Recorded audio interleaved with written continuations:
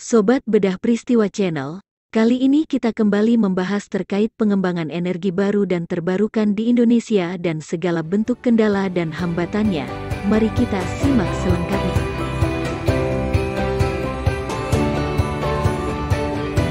Selama pandemi COVID-19 yang mengharuskan pembatasan sosial ini, sektor perekonomian seperti pasar, pusat perbelanjaan, dan perkantoran harus ditutup.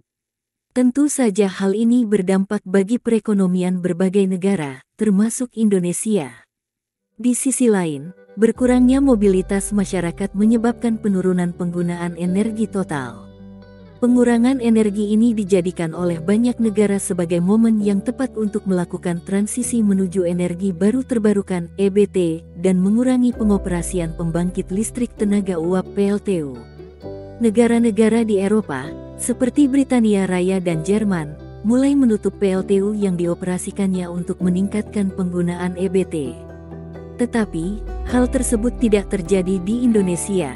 Selama pandemi COVID-19 ini, Indonesia malah melanjutkan pembangunan PLTU baru. Sementara itu, investasi di bidang EBT mengalami penurunan. Hal ini terjadi karena Indonesia lebih berfokus dalam pemulihan ekonomi. Padahal, studi yang dilakukan Universitas Oxford justru menunjukkan bahwa investasi dan perkembangan sektor EBT menjadi kunci dari pemulihan ekonomi pasca pandemi COVID-19.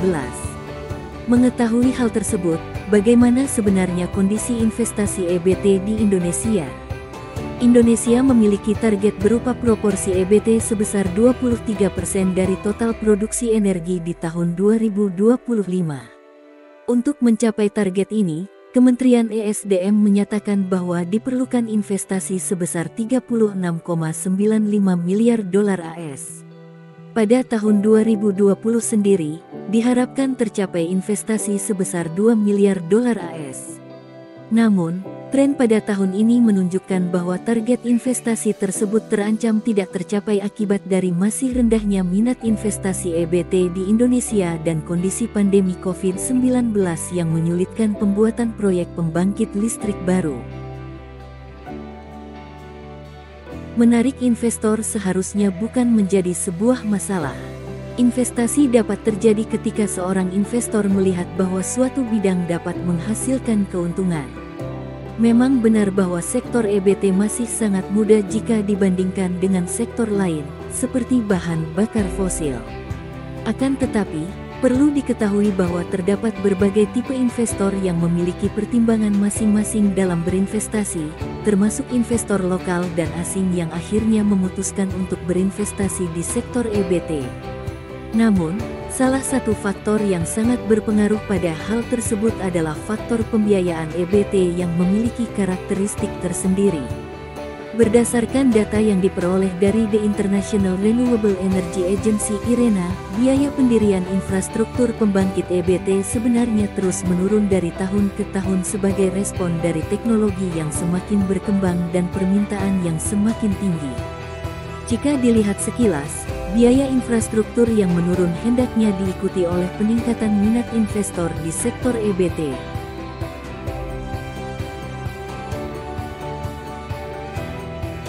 Namun, faktor pembiayaan EBT nyatanya tidak sesederhana itu. Meskipun biaya pendirian pembangkit EBT sudah semakin menurun, biaya pembangunan infrastruktur PLTU sampai saat ini masih lebih rendah. Sebagai contoh, biaya pembangkitan PLTS saat ini berkisar antara 6–12 sen Wh. Padahal, biaya pembangkitan PLTU hanya berkisar antara 4–6 sen Wh. Persoalan ini berujung pada permasalahan kebijakan harga listrik yang diperoleh dari EBT. Hingga saat ini, tarif yang dipatok oleh pemerintah belum dinilai menguntungkan dan masih jauh lebih rendah dibandingkan dengan tarif listrik yang berasal dari PLTU. Permasalahan pembiayaan inilah yang seringkali mengurungkan niat para investor untuk berinvestasi di sektor EBT.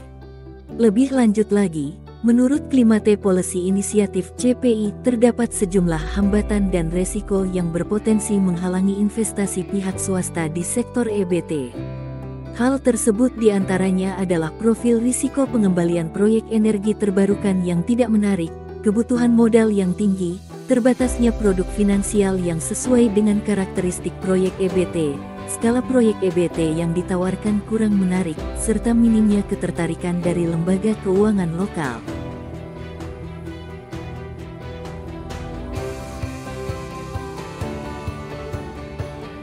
Risiko pengembalian proyek EBT yang tidak menarik tersebut didukung oleh Return of Investment (ROI) EBT yang rendah jika dibandingkan dengan investasi di sektor batubara.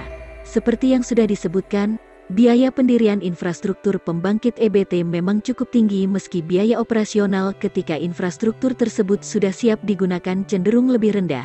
Akan tetapi, jangka waktu yang diperlukan dalam pembangunan infrastruktur tersebut terbilang cukup panjang.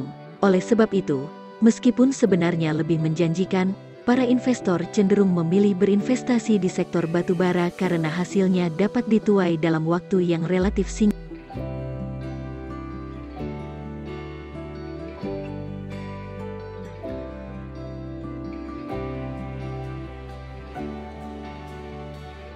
Tak lepas dari seluruh permasalahan tersebut, pemerintah memiliki peran utama dalam seluk-beluk investasi EBT di Indonesia.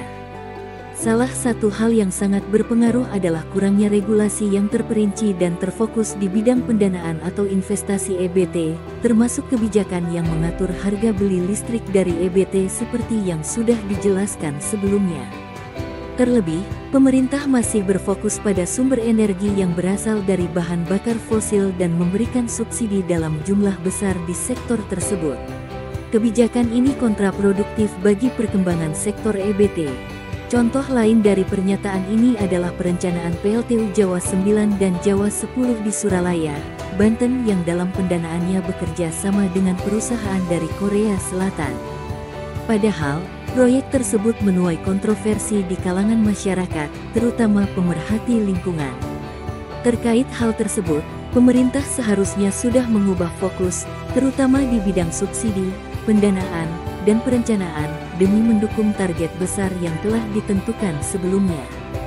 Selain mengatur kebijakan harga, pemerintah juga perlu memberikan insentif kepada para investor di sektor EBT sebagai salah satu cara untuk menaikkan daya saing investasi di bidang EBT. Insentif tersebut dapat diberikan dalam berbagai rupa yang pada akhirnya dapat menguntungkan berbagai pihak. Selain itu, dalam perencanaan pembangkit listrik EBT, saat ini kebanyakan memiliki kapasitas dalam hitungan ratusan megawatt saja. Sebagai contohnya unit pembangkitan Saguling, yaitu unit pembangkit yang terdiri dari 7 subunit PLTA di Kabupaten Bandung Barat, Jawa Barat hanya memiliki kapasitas total sekitar 700 megawatt. Kapasitas per PLTA sangat kecil jika dibandingkan dengan satu buah PLTU seperti PLTU Jawa 7 yang dapat menghasilkan kapasitas sebesar 2 kali 1000 megawatt sendiri. Bagi investor, kapasitas PLTU yang lebih besar terlihat lebih menggiurkan. Oleh sebab itu, pembuatan proyek-proyek EBT yang lebih masif dapat menjadi cara untuk menarik lebih banyak lagi investor.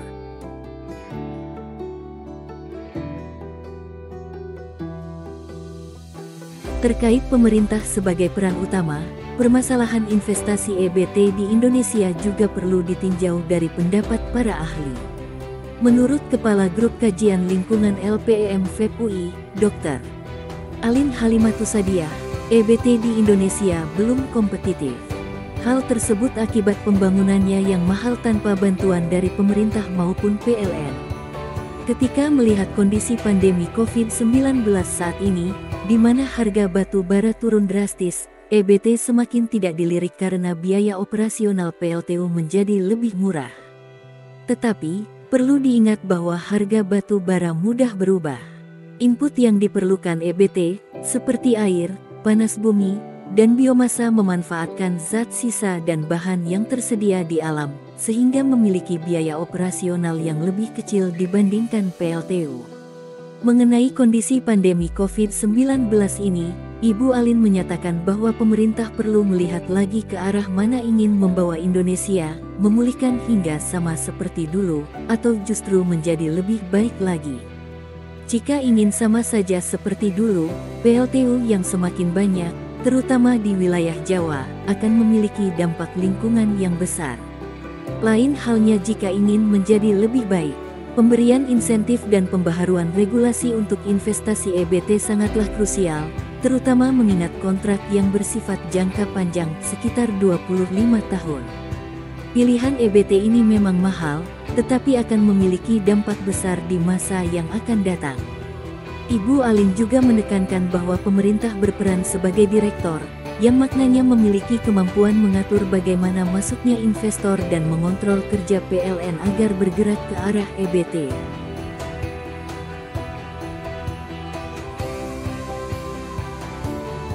Berdasarkan tinjauan dari beberapa aspek di atas, dapat dikatakan bahwa investasi energi baru terbarukan (EBT) di Indonesia cenderung masih terabaikan oleh berbagai pihak.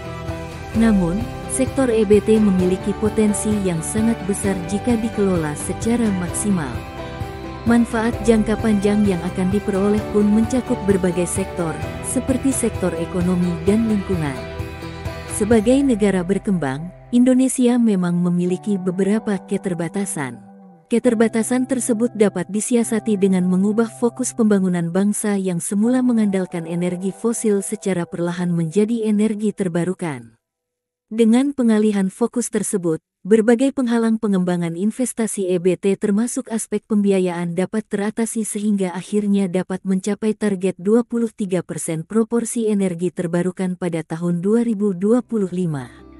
Bahkan, pengembangan investasi EBT dapat menjadi salah satu langkah besar dalam pemulihan ekonomi Indonesia pasca pandemi COVID-19.